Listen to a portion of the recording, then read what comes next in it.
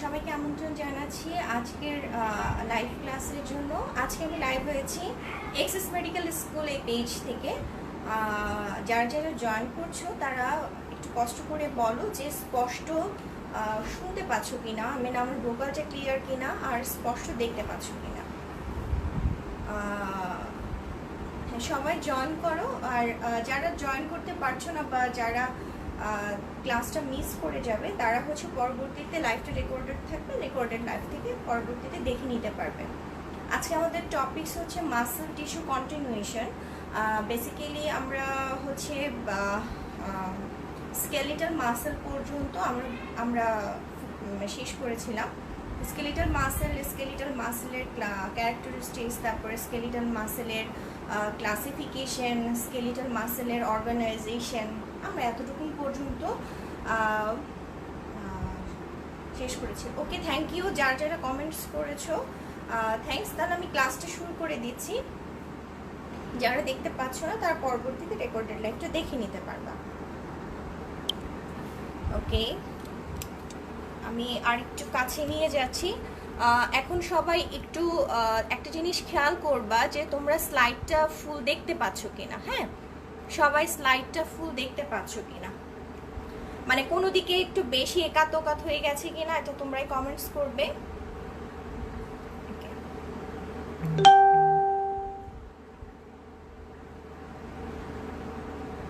আচ্ছা, আমরা skeletal muscle পর্যন্ত পড়েছি। যদি কারো কোনো প্রবলেম হয় বুঝতে তাহলে তোমরা কমেন্টস করো, আমি কমেন্টস দেখতে পাচ্ছি আজকে।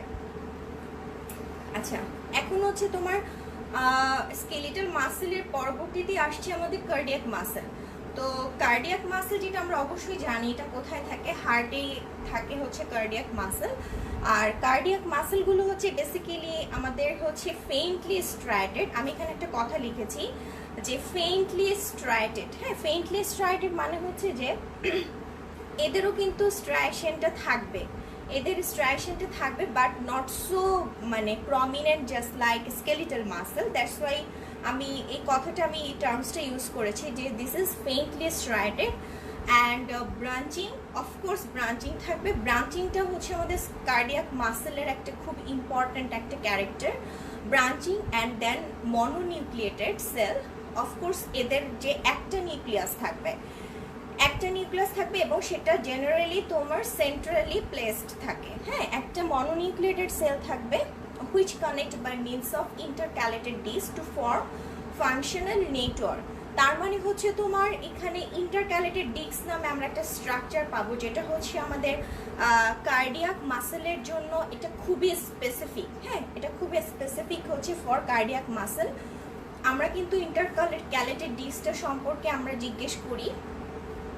আচ্ছা, তা এখন হচ্ছে যে তোমার যখন আমরা অ্যাকশন পটেনশিয়াল দিই, আমরা সবাই জানি যে হার্টের যে মাসেলটা সেটা একটা রিদম একটা মেনটেন করে, সে একটা রিদম মেনটেন করে কিন্তু তোমার কন্ট্রাকশন করে এবং হার্টের কন্ট্রাকশনটার কারণে কিন্তু আমাদের হোল বডিতে তোমার ব্লাড সাপ্লাই বলো যেটা, সেটা হচ্ছে হোল বডিতে সে নিউট্রিশন সাপ্লাই দিচ্ছে। তো যখন একটা অ্যাকশন পটেনশিয়াল অ্যারাইজ করে তখন সেই অ্যাকশন পটেনশিয়ালটা হচ্ছে তোমার পুরো সেলের মধ্যে দিয়ে সে ট্রাভেল করে এবং এটাকে আমরা তখন বলি যে একটা ফাংশনাল সেন্সাইশিয়াম।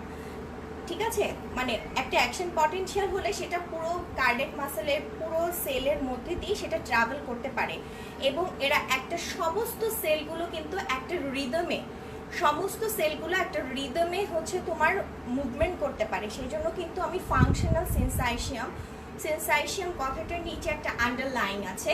তো দ্যাটস ওয়াই এই কথাটা খুব ইম্পর্টেন্ট।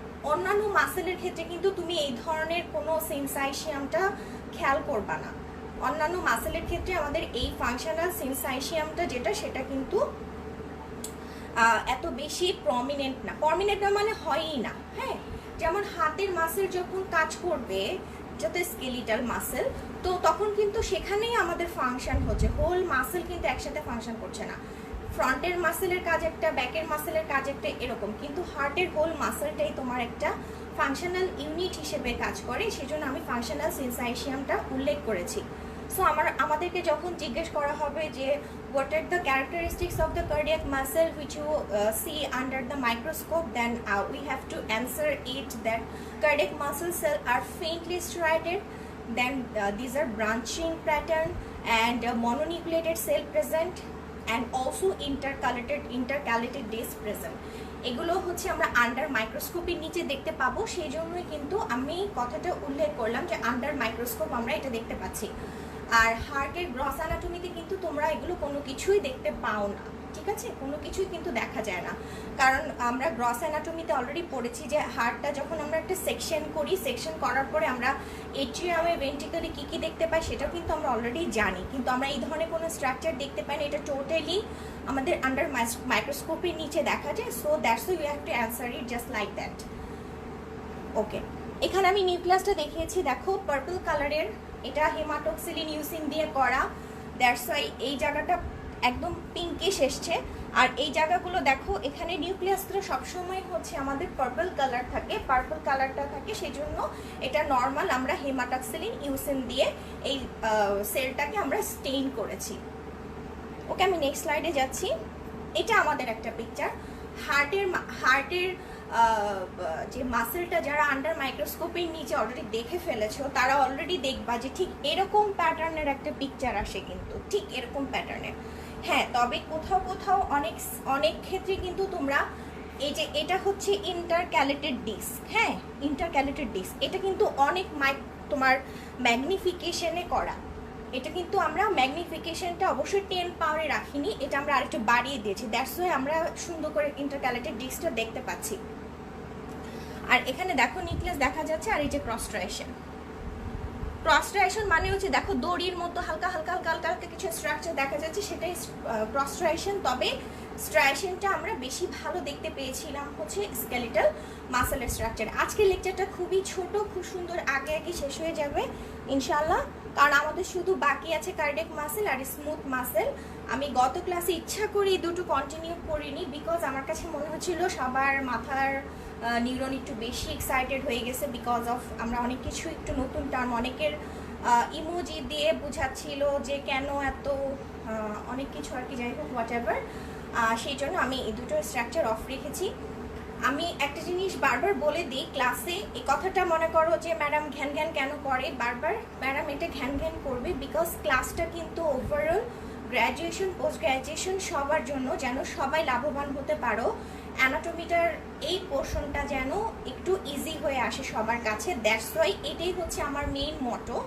সো আমি এটা সবসময় এটা আমি করার চেষ্টা করব, এবং ঘ্যান ঘ্যান আমি সারাক্ষণই করব। সো এটা তোমাদের কানে শ্রুতি মধুর লাগুক আর না লাগুক, আমাকে ঘ্যান ঘ্যান করতে হবে, কিছু করার নাই।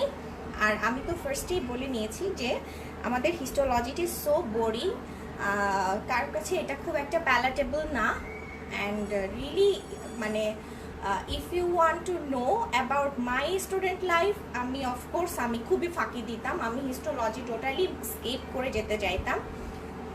আমাদের ওখানে একটা সুবিধা ছিল যে হিস্টোলজির ইম্পর্টেন্ট কোয়েশ্চেনগুলো মোটামুটি টাচ করলে আমরা বেঁচে যেতে পারতাম, হ্যাঁ। আর এখন মডার্নি আমরা যত আগাচ্ছি তত দেখা যাচ্ছে যে these are too much complicated, সেই জন্য আমরা আসলে এই জিনিসগুলো স্কিপ করতে পারি না। ওকে, আচ্ছা, বাসায় হয়তো একটু ব্যাক সাউন্ড থাকতে পারে, বাচ্চাদের সাউন্ড থাকতে পারে, প্লিজ ইগনোর ইট, বাসায় অনেক বাচ্চা কাচ্চা আসছে, সো বাচ্চা কাচ্চা হালকাও একটু হতে শুনতে পারো, সো প্লিজ ইগনোর ইট। আমি এটার জন্য আমি অ্যাগেন সরি বলে নিচ্ছি, কারণ দরজা লাগানোর পরেও বাচ্চাদের ভয়েস, হাই ফ্রিকোয়েন্সি ভয়েস শোনা যাচ্ছে। সো আচ্ছা, নেক্সট স্লাইডে যাচ্ছি। এরপরের প্রশ্নটাই হচ্ছে আমাদের ইন্টারক্যালেটেড ডিস্ক নিয়ে আমরা কথা বলবো। ইন্টারক্যালেটেড ডিস্কটা বেসিক্যালি কি, আমরা এক কথায় যদি বলতে চাই তাহলে এটা হচ্ছে একটা জাংশনাল কমপ্লেক্স, এটা হচ্ছে একটা জাংশনাল কমপ্লেক্স। এই কথা বলে 90% অ্যান্সার ইজ কমপ্লিটেড, তারপরে কিছু জিনিস বাকি থেকে যায়। এখন পরবর্তী প্রশ্নটাই আসবে যে কি কি জাংশনাল কমপ্লেক্স থাকে। আমরা যদি ট্রান্সভার্স রিজিয়নে দেখি তাহলে হচ্ছে আমরা দেখতে পাবো ডেসমোজোম অ্যান্ড ফাসা অ্যাডহারেন্স জাংশন। আমরা ট্রান্সভার্সলি পাই হচ্ছে তোমার desmosome and fascia adherens junction.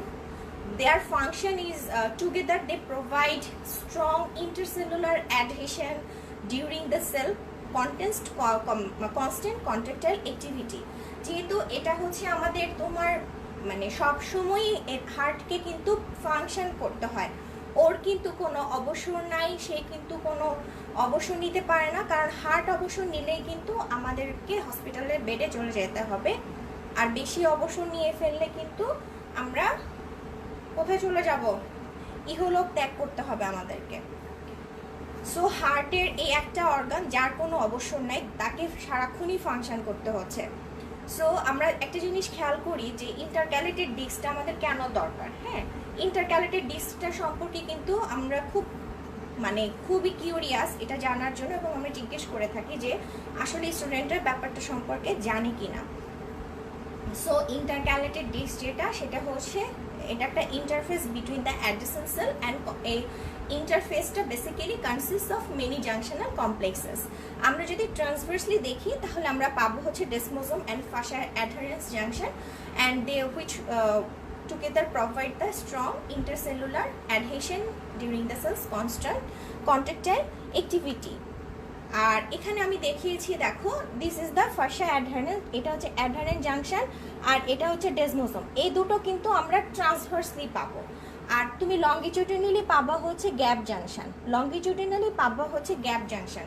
So within intercalated disc there are 3 types of junction, and first one is the adherent junction, desmosome, and then gap junction. Okay, আমি আসলে ছবিটা দেখাতে খুবই ইচ্ছুক ছিলাম, because of I'm very much curious to see all of you the picture of this junction in the intercalated disc. আমি অনেক খুঁজে আমাকে আসলে বের করতে হয়েছে, because of এই ধরনের কোনো পিকচার আমাদের বইয়ে দেয়া নাই, আমাকে এটা নেট থেকে নামাতে হয়েছে। এবং আসলে নেটের মধ্যে গেলে হয় কি, ইন্টারনেটে যখনই তুমি কোনো পিকচারের জন্য ঢুকবা, তুমি অন্য একটা জগতে চলে যাবা, কারণ lots of image, and which one you have to pick, যেটা একটু ক্লিয়ার, যেটা বোঝা যাবে, যেটা তুমি যেটা বর্ণনা করতে চাচ্ছ, তুমি যেটা ডেসক্রিপশন দিতে চাচ্ছ, সেটার সাথে যদি তোমার পিকচারটা মিলে যায়, তুমি সেই ছবিটা পিক করবা। তবে আমি তোমাদেরকে একটা জিনিস বলছি, এটা যেহেতু আমার লেকচার, এবং আমি কিন্তু আমার লেভেলটা, তোমাদের যে লেভেলগুলো, এই লেভেল পার করে আপার লেভেল পার করে এখন আমি চলে আসছি, that's why I can choose any picture which is dignify the description, যেটা আমার সাথে এটা ম্যাচ করবে, আমি সেটাই কিন্তু নিতে পারবো। বাট তোমাদের ক্ষেত্রে যে পিকচারটা তোমাদের বইয়ে থাকবে, সেই পিকচারটাই তোমরা পিক করবা। আর যেটা পিকচার মনে করো যে বইয়ে নাই, কিন্তু তুমি খুবই কিউরিয়াস এটা দেখার জন্য, দ্যাটস ওয়াই তখন you have to go for internet for that picture. কিন্তু যে পিকচারটা তোমার বইয়ে থাকবে, সেই পিকচারটা, বইয়ের পিকচারটা দেওয়ারই চেষ্টা করাটা বেটার, কারণ স্টুডেন্ট অবস্থায় কিন্তু তোমাকে অবশ্যই একটা রেফারেন্সটা শো করতে হয়। তো আমাদের রেফারেন্স অবশ্যই বই, এবং আমাদের বই যদি থাকে আমরা সুন্দর করে সেই রেফারেন্সটা শো করতে পারবো। ওকে, আচ্ছা, তারপরে দেখো আমি এরপরে যেটা বলছি যে দ্য লেস অ্যাবান্ডেন্ট লঙ্গিটিউডিনালি ওরিয়েন্টেড রিজিয়নে আমরা পাচ্ছি হচ্ছে তোমার গ্যাপ জাংশন। এই গ্যাপ জাংশন দিয়ে হচ্ছে তোমার বিভিন্ন আয়নগুলো সেলের ভিতরে যাচ্ছে, ঠিক আছে, বিভিন্ন আয়নগুলো সেলের ভিতরে যাচ্ছে, এবং দিস রিজন কিন্তু তোমার ইলেকট্রিক সিনাপস হিসেবে কাজ করে, and promoting the rapid impulse conduction through many cardiac muscle cell and simultaneously and contraction of many adjacent cell as a unit. হ্যাঁ, যেহেতু এটা তোমার ইলেকট্রিক্যাল সিনাপস হিসেবে কাজ করছে, সো এখান দিয়ে তোমার হচ্ছে বিভিন্ন ইম্পালস যাবে যে কার্ডিয়াক মাসেল পর্যন্ত আসবে, এসে সমস্ত সেলগুলোকে, মনে করে একটা সেল আসলো, সে তার অ্যাডজাসেন্ট সেলকে খবর পাঠালো, সে তার অ্যাডজাসেন্ট সেলকে খবর পাঠালো, তখন তারা সবগুলো সেল মিলে সাইমultaneously একটা ইউনিট হিসেবে ফাংশন করে। যেমন তোমরা ক্লাসটা শুরু হলে একজন আরেকজনকে মেনশন করে দাও, নাম নিয়ে একজন আরেকজনকে মেনশন করে দাও, যেন সে এই ক্লাসটা দেখে যতটুকুনি উপকৃত হোক, আই ডোন্ট নো যে কতটুকুন তোমাদের উপকার হচ্ছে, বাট যতটুকুন উপকারী হোক সেটা যেন সে উপকৃত হতে পারে, জাস্ট লাইক দ্যাট। এটাই হচ্ছে actually one kind of synapse. আচ্ছা, এখন আসো হচ্ছে সার্কোপ্লাজমিক রেটিকুলামটা কীরকম। আমি এটা উল্লেখ করেছি, একটা জিনিস খেয়াল করবো, আমি যে জিনিসগুলো আমি লেকচারে উল্লেখ করব তখন তোমাদেরকে একটু বুঝতে হবে যে এখানে একটা কিছু কাহিনী আছে বা একটা কিছু স্পেশাল জিনিস আছে, দ্যাটস ওয়াই এটা ম্যাডাম আমাদেরকে বারবার বলতেছে। সো এই সার্কোপ্লাজমিক রেটিকুলামটা কিন্তু তোমরা স্কেলিটাল মাসেলও পড়ে এসছো। তো সার্কোপ্লাজমিক রেটিকুলামটা কার্ডিয়াক মাসেলের ক্ষেত্রে এত বেশি ওয়েল অর্গানাইজড না যতটা হচ্ছে তোমার স্কেলিটাল মাসেল ফাইবারে। হ্যাঁ, and this junction between its terminal cistern and T-tubules typically involve one structure of each type. So this forming profile called dyads in transmission electron microscopic section. আমরা skeletal মাসেলের ক্ষেত্রে triad করেছিলাম, আর এখানের ক্ষেত্রে আমি dyad বলবো। কেন?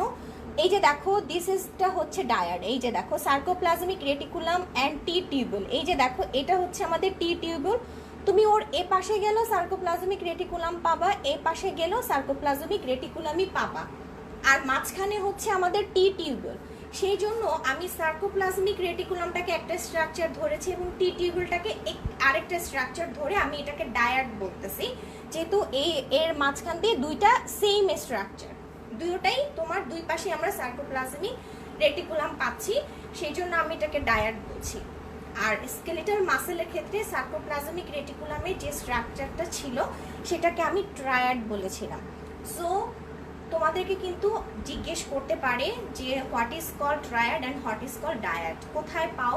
এটা তুমি যদি খালি এটুকুন বলতে পারো যেটা কার্ডিয়াক মাসেলে পাওয়া যায় এবং এদের সার্কোপ্লাজমিক রেটিকুলামে পাওয়া যায়, এবং অবভিয়াসলি যে কার্ডিয়াক মাসেলের সার্কোপ্লাজমিক রেটিকুলামটা is not so well organized just like as skeletal muscle fibre. আর এগুলো কি আমরা নর্মাল মাইক্রোস্কোপের নিচে দেখতে পাবো? না, নর্মাল মাইক্রোস্কোপের নিচে দেখতে পাবো না। তাহলে এগুলো কি আমরা যেসব মাইক্রোস্কোপ আমাদের এখানে আছে ইলেকট্রিক্যাল মাইক্রোস্কোপ সেগুলোতেই দেখতে পাবো? না, আমরা সেখানেও দেখতে পাবো না। আমরা কোথায় দেখতে পাবো তাহলে? এগুলো অবশ্যই আমাকে ট্রান্সমিশন ইলেকট্রন মাইক্রোস্কোপের নিচে দেখতে হবে। আমার ঠিক মনে নাই তোমার ট্রান্সমিশন ইলেকট্রন মাইক্রোস্কোপগুলো কিন্তু ইলেকট্রন পাস করে, ঠিক আছে? ইলেকট্রন দিয়ে আমরা এদের প্রপার্টিসগুলো দেখি। এটা খুবই এক্সপেন্সিভ এবং সম্ভবত বাংলাদেশে 3টা না 4টা জায়গায় এই ট্রান্সমিশন ইলেকট্রন মাইক্রোস্কোপটা ছিল। এটা আমাদের সময় আমরা পড়েছিলাম। এখন তো অনেক টেকনোলজি অ্যাডভান্স হয়েছে, হয়তো আরও বেশি অ্যামাউন্টে চলে আসছে। আমি আসলে এটা আমার নলেজে নাই, সো আমি বলতে পারছি না। তবে এই ইলেকট্রন মাইক্রোস্কোপগুলো কিন্তু অনেক এক্সপেন্সিভ, এগুলো নর্মালি কিন্তু পাওয়া যায় না। ওকে, দেন আসো হচ্ছে স্মুথ মাসেল ফাইবার। হ্যাঁ, স্মুথ মাসেলের ক্ষেত্রে হচ্ছে সেলটা কীরকম থাকবে? দেখো সেলটা হচ্ছে শর্ট এবং তুমি একটা শেপ দেখতে পাচ্ছ যেটা একটা spindle shape. This is the spindle shape and also non striated. এর কিন্তু কোনো স্ট্রাইশন নাই। স্ট্রাইশন পেয়েছি হচ্ছে আমরা সবচেয়ে ভালো পেয়েছি স্কেলিটাল মাসেলে, দেন পেয়েছি কার্ডিয়াক মাসেলে, বাট স্মুথ মাসেলের ক্ষেত্রে কোনো স্ট্রাইশন নাই এবং এদের একটা নিউক্লিয়াস থাকবে, single nucleus, and also this is centrally placed. এখন তুমি স্মুথ মাসেলটা কোথায় পাবা? You can found it the walls of blood vessels and also in the digestive, respiratory, urinary and the reproductive organs. The wall, এদের ওয়ালে পাবে। ওকে, এদের ওয়ালে পাবে। ভিসেরার মধ্যে যে মাসেলটা সেগুলোই হচ্ছে আমাদের বেসিক্যালি স্মুথ মাসেল। আচ্ছা, এখন এদের একটা ফাংশন এখানে দেখানো হয়েছে যে এটা কি করে। এটা আসলে যখন ডাইজেস্টিভ ইয়েতে থাকবে, অর্গানগুলোতে থাকবে, তাদের ফাংশন হচ্ছে তোমার ফুডকে মুভ করানো, ঠিক আছে? ফুডকে মুভ করানো। যখন এটা রেসপিরেটরি পোর্শনে থাকবে বা মনে করো ইউরিনারি ট্র্যাক্টে যখন থাকবে, তখন তাদের কাজ হচ্ছে সিক্রেশন করা। অ্যান্ড অলসো রেসপিরেটরি প্যাসেজের ক্ষেত্রে সেই রেসপিরেটরি প্যাসেজের যে ডায়ামিটারটা থাকে সেটাকেও কিন্তু এই মাসেলটা কন্ট্রোল করে। ওকে, তারপর হচ্ছে তোমার ব্লাড ভেসেলের যে ডায়ামিটার, সেই ব্লাড ভেসেলের ডায়ামিটারটাকে রেগুলেট করে। এগুলো হচ্ছে বিভিন্ন ধরনের ফাংশন। সো আমাদেরকে খেয়াল রাখতে হবে যে এই সেলের শেপটা হচ্ছে short and this is spindle shape. অনেক সময় এটাকে ফুসিফর্ম শেপও বলা হয়, মানে স্পিন্ডল মানে হচ্ছে তোমার মাকু আকৃতির। হ্যাঁ, এটাকে আমরা স্পিন্ডলও বলতে পারি, অনেক সময় এইটা ফুসিফর্ম শেপও বলা হয়, একই জিনিস। And this are non striated, of course এখানে স্ট্রাইশন থাকবে না, and with a single centrally placed nucleus. Okay, আচ্ছা, এখানে একটা স্ট্রাকচার থাকে, সেটা হচ্ছে যে তোমার স্মুথ মাসেলের যে প্লাজমা লেমা, হ্যাঁ, এদের যে প্লাজমা মেমব্রেন যেটা আর কি, সেটা হচ্ছে তোমার ইনভেজিনেশন হয়ে থাকে। ইনভেজিনেশন হয়ে একটা স্ট্রাকচার তৈরি করে যেটার নাম হচ্ছে ক্যাভিওলি, এরা খুবই নিউমেরাস থাকে তোমার স্মুথ মাসেলের সেলের যে সারফেসটা থাকে সেখানে আমরা প্রচুর পরিমাণে ক্যাভিওলি পাই। আর স্মুথ মাসেলের ফাইবারের ক্ষেত্রে তোমার সার্কোপ্লাজমিক রেটিকুলামটা কিন্তু রুডিমেন্টারি থাকবে। ওকে, রুডিমেন্টারি থাকে, বাট এদের কোনো যেহেতু এটা রুডিমেন্টারি অবশ্যই এখানে কোনো টিউবুলসটা থাকবে না। আর এখানে তোমার স্মুথ মাসেল সেলে আমরা প্রচুর পরিমাণে গ্যাপ জাংশন পাই। ঠিক আছে, এটাই হচ্ছে বেসিক্যালি স্মুথ মাসেল সেলের একটা স্ট্রাকচার। আমি যদি একটু ভিতরে যাই, এখানে তোমার ক্যাভিওলি পাওয়া যায়। ক্যাভিওলিটা হচ্ছে তোমার যে স্মুথ মাসেল সেলের যে প্লাজমা লেমাটা থাকে সেটা একটা ইনভেজিনেশন তৈরি করে, যেটা রিজেম্বল হচ্ছে তোমার ক্যাভিওলি টাইপের। আর এখানে হচ্ছে তোমার সার্কোপ্লাজমিক রেটিকুলামটা রুডিমেন্টারি থাকে, এদের কোনো টিউবুল থাকবে না, আর প্রচুর পরিমাণে গ্যাপ জাংশন থাকবে। আচ্ছা, এখন এই ক্যাভিওলির ফাংশনটা কি, দরকার কি ছিল এটার? এই ক্যাভিওলি সেটা হচ্ছে তোমার মেজর আয়ন চ্যানেল, এটা মেজর আয়ন চ্যানেল হিসেবে কাজ করে। এবং এরা হচ্ছে তোমার যে সার্কোপ্লাজমিক সিস্টার্না থেকে যে ক্যালসিয়ামটা রিলিজ হয়, এদেরও তো অবশ্যই মুভমেন্ট হবে, তাই না? স্মুথ মাসেলেরও তো মুভমেন্ট হবে, হ্যাঁ, হয়তো স্কেলিটাল মাসেলের মতো না, বাট এদেরও কিন্তু মুভমেন্ট হয়। তো এখানে যে ক্যাভিওলিটা থাকে, সেই ক্যাভিওলির মধ্যে হচ্ছে তোমার বেসিক্যালি আয়ন চ্যানেল হিসেবে কাজ করে। এবং সার্কোপ্লাজমিক সিস্টার্নি থেকে তোমার যে ক্যালসিয়ামটা রিলিজ হবে, সেই ক্যালসিয়ামটা রিলিজকেও কিন্তু ক্যাভিওলি কন্ট্রোল করে। এবং ক্যালসিয়ামটা যখনই তোমার রিলিজ হবে তখনই কন্ট্রাকশনটা শুরু হয়ে যাবে smooth মাসেলের। Okay, the characteristics contractile activity of smooth muscle is generated by myofibrillary arrays of actin and myosin, and অবশ্যই actin and myosin থাকবে, এখানে কোনো সন্দেহ নাই। মুভমেন্ট যেখানে সেখানেই মেকটিন থাকবে, সেখানেই মায়োসিন থাকবে।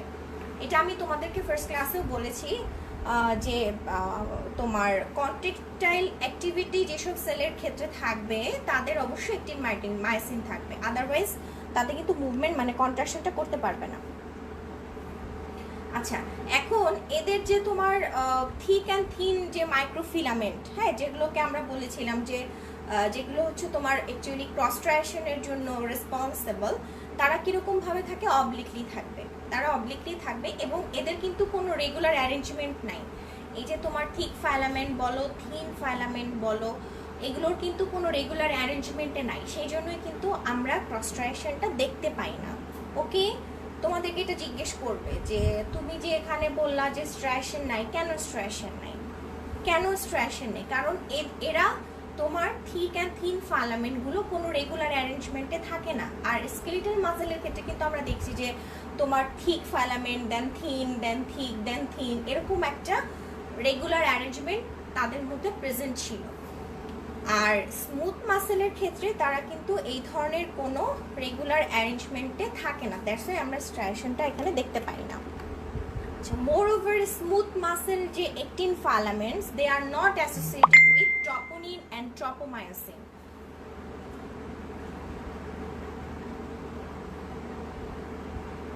ওকে,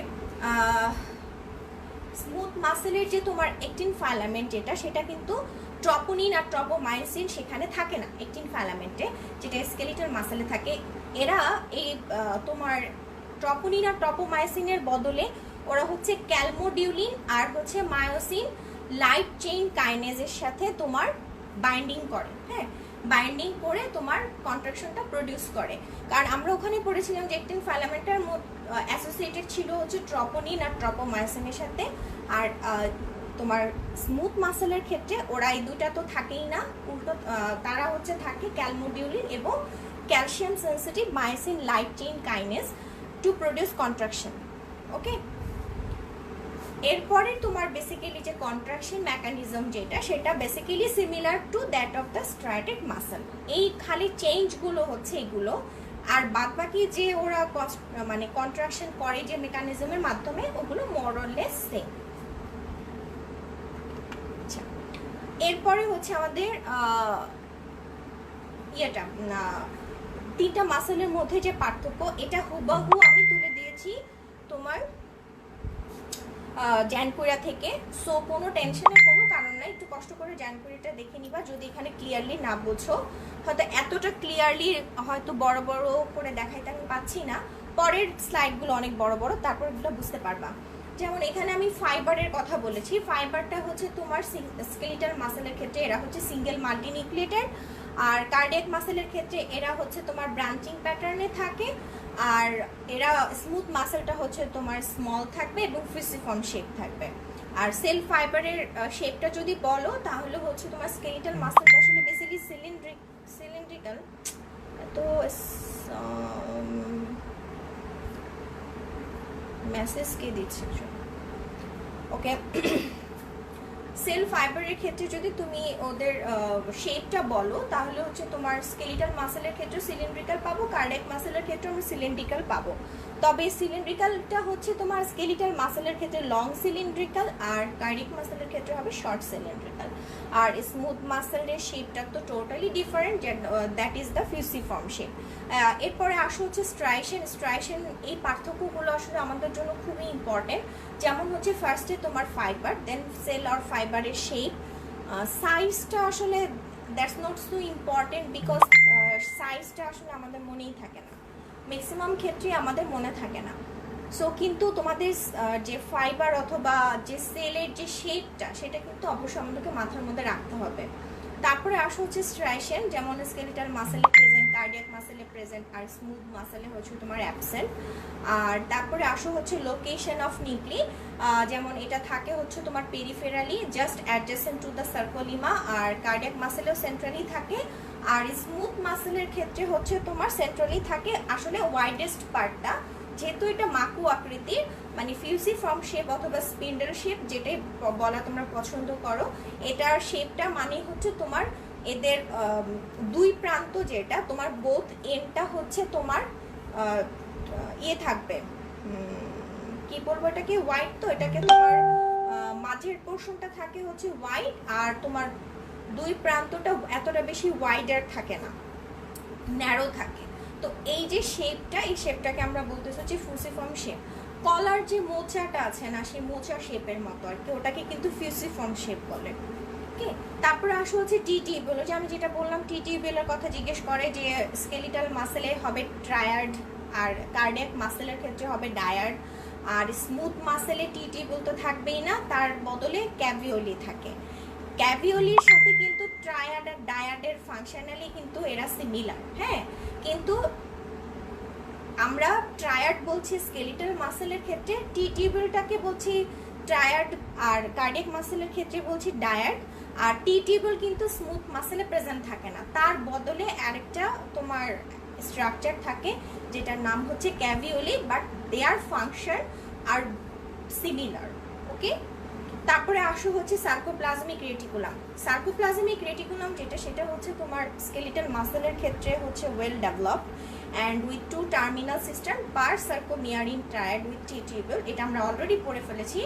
আর কার্ডিয়াক মাসেলের ক্ষেত্রে হচ্ছে তোমার লেস মানে ওয়েল ডেভেলপড, এত বেশি ওয়েল ডেভেলপড না। আর সার্কোপ্লাজমিক রেটিকুলাম যদি তুমি স্মুথ মাসেলের ক্ষেত্রে বলো তাহলে এটা হবে অবশ্যই ইরেগুলার, এবং কোনো ডেফিনেটিভ কোনো অর্গানাইজেশন এদের মধ্যে থাকে না।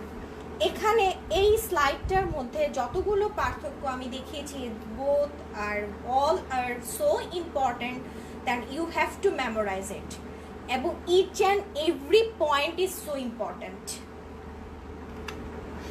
আচ্ছা, এরপরে আসা হচ্ছে কিছু স্পেশাল ফিচার্স থাকে, স্ট্রাকচারাল ফিচার্স থাকে, যেমন হচ্ছে তোমার স্কেলিটাল মাসেলের ক্ষেত্রে এদের তোমার very well organize sarcomere, sarcoplasmic reticulum and transverse tubular system. আর কার্ডিয়াক মাসেলের ক্ষেত্রে ইন্টারক্যালেটেড ডিস্ক থাকে, আর স্মুথ মাসেলে তোমার থাকবে gap junction, caveolae and ডেন্সার bodies. এই ক্ষেত্রে তুমি যেটা বলতে পারো, তোমাদের যদি খুব বেশি মনে না থাকে, আসলে স্ট্যান্ডার্ড কিন্তু এটাই, হ্যাঁ, যে তুমি কি কি স্ট্রাকচারাল ফিচার্স, স্পেশাল ফিচার্স দেখতে পাচ্ছ। যেমন কার্ডিয়াক মাসেলের ক্ষেত্রে তুমি ইন্টারক্যালেটেড ডিস্ক বলো, এটা খুবই স্ট্যান্ডার্ড।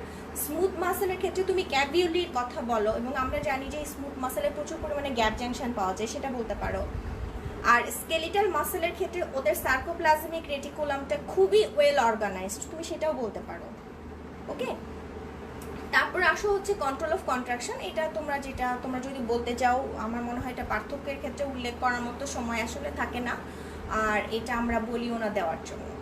ওকে, তারপরে আসো হচ্ছে কানেকটিভ টিস্যু অর্গানাইজেশন। এটাও আমরা আসলে পার্থক্যের ক্ষেত্রে বলি না, যেমন স্কেলিটাল মাসেলের ক্ষেত্রে এন্ডোমাইসিয়াম, পেরিমাইসিয়াম আর এপিমাইসিয়াম পাওয়া যায়, এটা আমরা আগেই পড়ে ফেলেছি।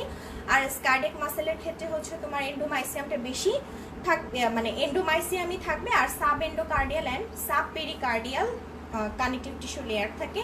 আর স্মুথ মাসেলের ক্ষেত্রেও তোমার এন্ডোমাইসিয়াম থাকবে and less organized connective tissue sheet থাকে। আসলে কানেকটিভ টিস্যু অর্গানাইজেশনটা আমরা এভাবে বলতে বলি না, আমরা যেভাবে বলতে বলি সেটা হচ্ছে যে তোমার কানেকটিভ টিস্যু অর্গানাইজেশনটা তুমি যদি বলতে চাও তাহলে এন্ডোমাইসিয়াম, পেরিমাইসিয়াম আর epimysium in case of skeletal muscle, and cardiac মাসেলের ক্ষেত্রে অনলি এন্ডোমাইসিয়াম, আর স্মুথ মাসেলের ক্ষেত্রে এন্ডোমাইসিয়াম। তুমি এই দুটা পার্থক্য যদি না দিতে চাও, ডোন্ট ওয়ারি, পছন্দ না হলে এই দুটো উল্লেখ করার কোনো দরকার নাই। ওকে, এটা আসলে আমরা জিজ্ঞেস করি যে তুমি যেমন মনে করো যে স্কেলিটাল মাসেল কন্ট্রাকশনটা কিভাবে করে, একটু শর্ট করে আমাদেরকে বলো। কার্ডিয়াক মাসেলের কন্ট্রাকশন করে কিনা, সেটা কিভাবে করে। স্মুথ মাসেলে কি কন্ট্রাকশন হয়? হ্যাঁ, অবশ্যই হয়। কিভাবে হয়? এটা কি স্কেলিটাল মাসেলের মতো? ঠিক স্কেলিটাল মাসেলের মতো না, এখানে কিছুটা ডিফারেন্স আছে। ওই ডিফারেন্সটা বলে তারপর বলতে পারো যে বাকি যে ফাংশনটা, যেভাবে কন্ট্রাকশনটা করে, বাকি প্রসিডিউরটা almost just same to skeletal muscle, এভাবেও তুমি বলতে পারো। So control of contraction and connective tissue অর্গানাইজেশনটা বলতে না চাইলে বলবা না, সময় না থাকলে দিবা না এই পার্থক্য দুইটা। বাট ফার্স্ট স্লাইডের যতগুলো আছে সবগুলো তোমাকে দিতে হবে, অ্যান্ড সেকেন্ড স্লাইডের এটা তোমাকে অবশ্যই উল্লেখ করতে হবে। থার্ড স্লাইডে আসো যে মেজর লোকেশন, এটা কিন্তু আমাদের জন্য ইম্পর্টেন্ট। যদি মনে করো যে এটা তো অনেক ইজি একটা পার্থক্য, এটা কিন্তু অ্যানাটমির জন্য খুবই ইম্পর্টেন্ট যে তুমি স্কেলিটাল মাসেল কোথায় পাচ্ছ। আসলে এখানে আমি যেটা বোঝাতে চেয়েছি, স্কেলিটাল মাসেল থাকবে হচ্ছে তোমার টাং, ডায়াফ্রাম, মানে যেখানে স্কেলিটন আছে সেখানে স্কেলিটাল মাসেল থাকবে। কার্ডিয়াক মাসেল থাকবে হচ্ছে তোমার হার্টে, আর স্মুথ মাসেল তো আমরা বলেই ফেলেছি blood vessels and the wall of digestive and respiratory tract, তারপরে ব্লাডার অ্যান্ড আদার অর্গান। এরপরে আসো কি ফাংশন আমাদের হিস্টোলজিতে ইজ নট সো ইম্পর্টেন্ট, তুমি যদি না দাও কোনো অসুবিধা নাই, এটার জন্য তোমাকে কেউ চাপাচাপি করবে না। আর কি ফাংশনটা, যেমন এই স্কেলিটাল মাসেলটা বেসিক্যালি জেনারেলি আমাদের ভলান্টারি মুভমেন্ট হয়, অন্য কোনো সমস্যা না থাকলে। ওকে, অন্য কোনো সমস্যা না থাকলে, যদি তোমার নিউরোলজিক্যাল কোনো প্রবলেম না থাকে, তাহলে সেই ক্ষেত্রে এগুলো সবই ভলান্টারি মুভমেন্ট। আর কার্ডিয়াক মাসেলের ক্ষেত্রে তো আমাদের অটোমেটিক মুভমেন্ট, যেটা মানে ইনভলান্টারি মুভমেন্ট। আর স্মুথ মাসেল তো অবভিয়াসলি ইনভলান্টারি মুভমেন্ট। তারপর হচ্ছে তোমার ইফারেন্ট অফ ইনারভেশন, এটাও আসলে গ্রসের মধ্যে পড়ে যায়, এটা আমাদের হিস্টোলজিতে আসে না। তারপর বইতে যেহেতু দেওয়া ছিল সেই জন্য আমি ইনক্লুড করেছি, যেমন স্কেলিটাল মাসেল অবশ্যই motor innervation, cardiac muscle autonomic, and smooth muscle autonomic, এটা তো তোমরা সবাই অলরেডি পড়েও ফেলেছো। এরপরে আসো হচ্ছে এটা কন্ট্রাকশনের ক্ষেত্রে আসলে এটা আমরা এত বেশি ইম্পর্টেন্স দিই না। ওকে, এটা আমাদের ক্ষেত্রে এতটা দরকার নেই। আর তারপর হচ্ছে তোমার cell response to increase load, that's not so important in case of anatomy. এটা হচ্ছে তোমার যে আসলে তোমার যদি কোনো কোনো যদি লোড বেড়ে যায়, তাহলে তোমার সেই ক্ষেত্রে স্কেলিটাল মাসেলটা হাইপারট্রফি হয়ে যাবে, কার্ডিয়াক মাসেলও কিন্তু হাইপারট্রফি হবে। আর স্মুথ মাসেলের ক্ষেত্রে হচ্ছে তোমার হাইপারট্রফি তো হবেই, হাইপারট্রফি মানে সাইজে বড় হয়ে যাবে। ঠিক আছে, সাইজে বড় হয়ে যাবে। সাইজে বড় হবে কোন জিনিসগুলো, যে মাসেল যে ফাইবারটা থাকে সেই ফাইবারটা বড় হয়ে যাবে। আর স্মুথ মাসেলের ক্ষেত্রে হাইপারট্রফি তো হবেই, প্লাস তার সাথে হাইপারপ্লাসিয়া হবে। তার মানে হচ্ছে তোমার সেল নাম্বারে বেড়ে যাবে, সেল অথবা ফাইবারের সংখ্যাটা বেড়ে যাবে। স্কেলিটাল মাসেলের হাইপারট্রফি কখন হয়? মানুষ বাইসেপস বানায় না, আগে একটা তোমার ইয়েতে বলা হতো যে সবচেয়ে সুন্দর বাইসেপস কার, সবচেয়ে সুন্দর বাইসেপস হচ্ছে এশিয়ার মধ্যে হচ্ছে সবচেয়ে সুন্দর বাইসেপস হচ্ছে ঋত্বিক রোশনের। হ্যাঁ, তো ওর বাইসেপসটা কিভাবে এত সুন্দর একটা স্ট্রাকচারে আসছে? তো তার কি করছে, সে এখানে ব্যায়াম করছে। ব্যায়াম মানে কি, সেখানে লোড বাড়াইছে। ঠিক আছে, যখন সে লোড বাড়াইছে তখন তার বাইসেপসটা হাইপারট্রফি হয়ে গেছে। এটাই আসলে আমরা এখন সুন্দর সুন্দর বলতেছি। কার্ডিয়াক মাসেলের ক্ষেত্রে হাইপারট্রফি হয়ে গেলে কি হবে? তখন হার্টটা অনেক সাইজে বড় হয়ে যায়, তাই না? বড় হয়ে গেলে কিন্তু তোমার প্রবলেম হবে, তখন তোমার মনে করো যে নর্মাল যে রিদম ফাংশন সেটা কিন্তু আর মেনটেইনড হবে না। ওকে। আর স্মুথ মাসেলের ক্ষেত্রেও তুমি চিন্তা করো যে তোমার মাসেল সেলটা অলরেডি হাইপারট্রফি হয়ে যাচ্ছে, আবার সেল নাম্বার সংখ্যাও বেড়ে যাচ্ছে, অবশ্যই তোমার সেখানে নর্মাল যে ফাংশনটা সেই নর্মাল ফাংশনের ক্ষেত্রে কিন্তু প্রবলেম হবে। তারপরে হচ্ছে তোমার ক্যাপাসিটি অফ রিজেনারেশন, এটা আসলে কি স্কেলিটাল মাসেলের ক্ষেত্রে লিমিটেড। হ্যাঁ, স্কেলিটাল মাসেলের ক্ষেত্রে হচ্ছে তোমার লিমিটেড, এবং স্কেলিটাল মাসেলে হচ্ছে যে স্যাটেলাইট সেল থাকে সেই স্যাটেলাইট সেলগুলো বেসিক্যালি রিজেনারেশনের কাজ করে। আর কার্ডিয়াক মাসেলে তো ভেরি পুয়ার, এটা তো আসলে বলার অপেক্ষায় রাখে না, কারণ কার্ডিয়াক মাসেল তো আসলে সেভাবে রিজেনারেশন করে না। আর স্মুথ মাসেলের ক্ষেত্রে আবার এটা তোমার ওদের রিজেনারেশন ক্যাপাসিটিটা খুবই ভালো, ওরা তোমার মাইটোটিক অ্যাক্টিভিটিস মাধ্যমে মাসেল সেলগুলো বাড়িয়ে দেয়, মাসেল সেলের নাম্বারগুলো বাড়িয়ে দেয়। ওকে, আচ্ছা এখন দেখো অলরেডি কিন্তু আমরা মোটামুটি পার্থক্যগুলো পড়লাম, কোনগুলো আমাদের জন্য দরকার এবং কোনগুলো তোমরা দিতে নাও, যদি না চাও তাহলে অ্যানাটমি, আমি অ্যানাটমির ক্ষেত্রে বলছি যে তোমরা যদি না চাও তাহলে নাও দিতে পারো। আমি অলরেডি সবার সাথেই জিনিসটা শেয়ার করলাম। এটা হচ্ছে আমাদেরকে দেখিয়েছে যে কার্ডিয়াক মাসেল, তারপরে যে স্কেলিটন থেকে স্কেলিটাল মাসেল, আর ভিসেরা থেকে হচ্ছে smooth muscle cell. And this is the end of our slide. Okay, তা আমরা কিন্তু অনেক কিছুই মোটামুটি আমরা মাসেল সম্পর্কে কিন্তু অনেক কিছুই জেনেছি। আর লেকচারটা ফলো করলে ইনশাল্লাহ 90% কভার হয়ে যাওয়ার কথা। 90% কভার হয়ে যাওয়ার কথা। যাই হোক, আমরা সবগুলোই মোটামুটি স্লাইড শেষ করেছি এবং this is the end of hour session also. আরেকটা ব্যাপার হচ্ছে যে আমাকে অনেকে জিজ্ঞেস করেছিল, অনেকেই না, আমাকে আসলে একজন জিজ্ঞেস করছিল যে কমেন্ট সেকশনে আমি যে যখন বোনসের যে লেকচারটা যখন নিয়েছি তখন হচ্ছে যে আমাকে একজন জিজ্ঞেস করেছিল যে আমাদের তো বেসিক্যালি যারা আমরা অ্যাডাল্ট তাদের ম্যাক্সিমামে কিন্তু ইয়েলো বোন ম্যারো, হ্যাঁ ইয়েলো বোন ম্যারো আর রেড বোন ম্যারোগুলো আমরা কিছু কিছু জায়গায় আমাদের রেড বোন ম্যারোগুলো থাকে। আর যখন আমরা ছোট থাকি তখন কিন্তু বেসিক্যালি আমাদের রেড বোন ম্যারোটা বেশি থাকে। তো এখন কিছু সার্টেন কন্ডিশন যেগুলোকে আমরা অবশ্যই নর্মাল কন্ডিশন বলবো না, তো নর্মাল কন্ডিশন থেকে যখন আমাদের অ্যাবনর্মাল কন্ডিশন হয়ে যায়, অ্যাবনর্মাল কন্ডিশন যেমন মনে করো যে সিভিয়ার ব্লাড লস হলো যে কোনো কারণে, তারপরে হচ্ছে তোমার এনিমিয়া, ফিভারেও এরকম হয় যে তোমার ইয়েলো বোন ম্যারোটা তখন রেড বোন ম্যারোতে কনভার্টেড হয়ে যায়। এরপরে কি হবে আসলে আমাদের অ্যানাটমিতে, এরপরে আর কি হবে এত বেশি ডিটেলস আমাদের জানার দরকার পড়ে না। এরপরে আসলে আর কিছুই নাই, যখন আমার রেড বোন ম্যারোর দরকার ছিল তখন ইয়েলো বোন ম্যারো কনভার্টেড হয়ে রেড বোন ম্যারোতে সে কনভার্টেড হয়েছে, হয়ে আমাদের যে ফাংশনটা ছিল সেটাকে সে ফিল আপ করেছে। তারপরে কি হবে, তারপরে সে যখন আমার ওই কন্ডিশনটা ঠিক হয়ে যাবে তখন যারা ওরা আবার ওদের যে নর্মাল ফাংশন সেটাই তারা আবার রিস্টোর করে ফেলবে। ওকে, তখন তারা নর্মাল যে ফাংশনটা সেটাকে আবার তারা রিস্টোর করবে। সো এরপরে আসলে কিছু নাই, যখন আমাদের দরকার তখন ইয়েলো বোন ম্যারোটা সে রেড বোন ম্যারোতে কনভার্টেড হতে পারে। It's a very good sign. হ্যাঁ, তবে এখানে একটা কথা আছে, এখন যদি মনে করো যে এমন কোনো একটা ডিজিজ যেটা আমাদের বোন ম্যারোকে অ্যাটাক করে, তখন কিন্তু সেই ক্ষেত্রে আমাদের বোন ম্যারো এই সাপোর্টটা আমাদেরকে দিতে পারবে না।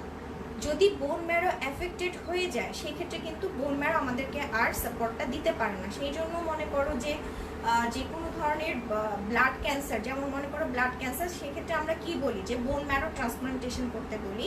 এটা আমাদের লাস্ট একটা চান্স যে আমরা বলি যে বোন ম্যারো ট্রান্সপ্লান্টেশন করানোর জন্য, কারণ বোন ম্যারোর যে ফাংশনটা সেই ফাংশনটা আর এখানে আর সে করতে পারতেছে না। সো তখন আমরা বলি যে এটাকে বোন ম্যারো ট্রান্সপ্লান্টেশন করে এটার ট্রিটমেন্টটা আসলে কি হয়, এটার কোনো ফলপ্রসূ হয় কিনা সেটাকে আমরা দেখার জন্য এটা আমাদের লাস্ট হোক। সো আমাদেরকে এই জিনিসটা মনে রাখতে হবে যে যদি আমাদের বোন ম্যারোটা ঠিক থাকে, বোন ম্যারোতে কোনো সমস্যা না থাকে, তাহলে সেই ক্ষেত্রে আমাদের ইয়েলো বোন ম্যারোটা রেড বোন ম্যারোতে কনভার্টেড হয়ে আমাদেরকে সেই সাপোর্টটুকু দিতে পারবে। বাট যদি আমাদের বোন ম্যারোটা এফেক্টেড হয়ে যায় তাহলে কিন্তু আমরা সেই সাপোর্টটা পাচ্ছি না। আবার অনেকে আমাকে প্রশ্ন করেছে যে মেনিসকাস না থাকলে কি হবে। মেনিসকাসটা এটা কিন্তু একটা শক অ্যাবজর্বার হিসেবে কাজ করে, এটা is just like a cushion হিসেবে কাজ করতেছে।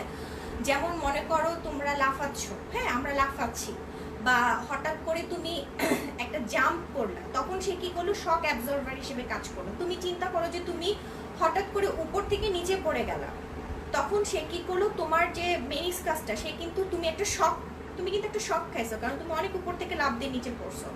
ও তখন ওই শকটাকে অ্যাবজর্ভ করে ফেলে, শক অ্যাবজর্ভার হিসেবে কাজ করে। এখন আমার যে আমার বোনসের জয়েন্টসের মধ্যে মেনিসকাসটা নাই, তাহলে কি হবে? তুমি নর্মাল কমন সেন্সে চিন্তা করো যে বোনসের মধ্যে মেনিসকাস নাই, তার মানে কি হচ্ছে, বোনসে এরকম ঘষা লাগছে। হ্যাঁ, আস্তে আস্তে বোনসগুলো ফ্রেজাইল হয়ে যাবে, এবং বোনসগুলো ক্ষয় হতে থাকবে। ক্ষয় তোমার বোনসও হবে, আমার বোনসও হবে, বাট একটা সার্টেন টাইমের পর বোনসগুলো আমাদের ক্ষয় হওয়া শুরু হয়। কিন্তু সেটা যদি সময়ের আগেই হয়ে যায়, তাহলে কিন্তু সেটাকে আমরা নর্মালি নিতে পারছি না। সো যাদের মেনিসকাস নাই, সেই ক্ষেত্রে মুভমেন্টগুলো কিন্তু প্রচুর পেইনফুল হবে। আমরা যেরকম নর্মালি একটা মুভমেন্ট করতে পারছি, হাঁটতে পারছি, হেঁটে একখান থেকে আরেকখানে যেতে পারছি, লাফ দিতে পারছি, সেই মুভমেন্ট কিন্তু নর্মাল মুভমেন্টগুলো আমাদের জন্য অনেক পেইনফুল হয়ে যাবে। সো মেনিসকাস অ্যাকচুয়ালি আমাদের প্রোটেকশন দিচ্ছে, শক অ্যাবজর্ভার হিসেবে কাজ করছে, at it's acts like a cushion হিসেবে কাজ করছে। যদি তোমার মেনিসকাস না থাকে, তাহলে it's very likely to develop osteoarthritis in very young age. ওকে, এটা কিন্তু আস্তে আস্তে অস্টিওআর্থ্রাইটিসের দিকেই আমাদের টার্ন নেয়, কারণ বোনসগুলো ঘষা খেয়ে খেয়ে আস্তে আস্তে ফ্রেজাইল হয়ে যায়, এবং যে কোনো ধরনের মুভমেন্ট কিন্তু খুব পেইনফুল হয়ে যায়।